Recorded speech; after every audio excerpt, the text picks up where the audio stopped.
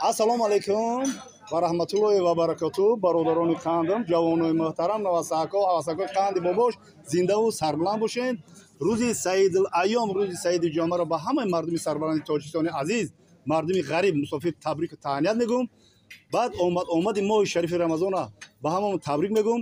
моҳи бахшиш, моҳи афви гуноҳҳо, моҳи аз модар нав таваллуд шиданҳо ҳаст.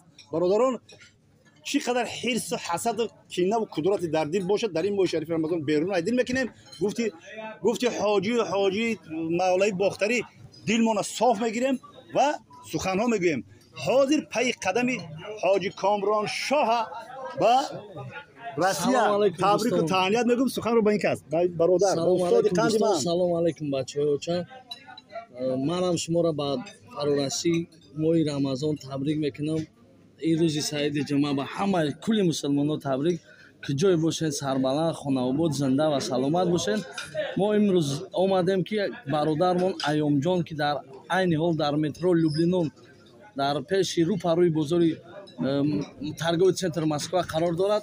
بفهمین چی خوبی‌ها داره. سخنو با این. سلام علیکم و رحمت الله و برکاته. امروز در مهمونی ما حاجی محمد قطی حاجی کامران شامده برادران. امروز در مهمونی ما авиакасаи муслим и доставка срочно масъалаи доставка касоне ки мақсад мехоҳанд ба Тоҷикистон борӯӣ кунанд срочно доставка ҳамин рӯз метиҳанд. агар саҳар алло розӣ боша мегиранд. масъалаи нарх навош килош аз 450 рубл то 500 рубл. агар ки бор мақсад дору боша, телефон боша, копия документ ё 100 рубл сар мешавад. масъалаи авиакаса нарх навои имрӯза 17 март ай Москва душанбе 8400 рубл, ай Москва Кулок 5500 рубл, Қурған 6000 рубл, Хуҷанд 7000 рубл, ай душанбе Москва 23000 рубл. метавонед ки мақсад ба ҳамин рақамҳо мемонему любое время муроҷиат кунед. авиакасаи муслим ҳама вақт дар дастгири шумо. адреси мо Москва метро Люблино, бозори Люблино, кафе Баракат. меҳмонон бо як бори дига хуш омадед.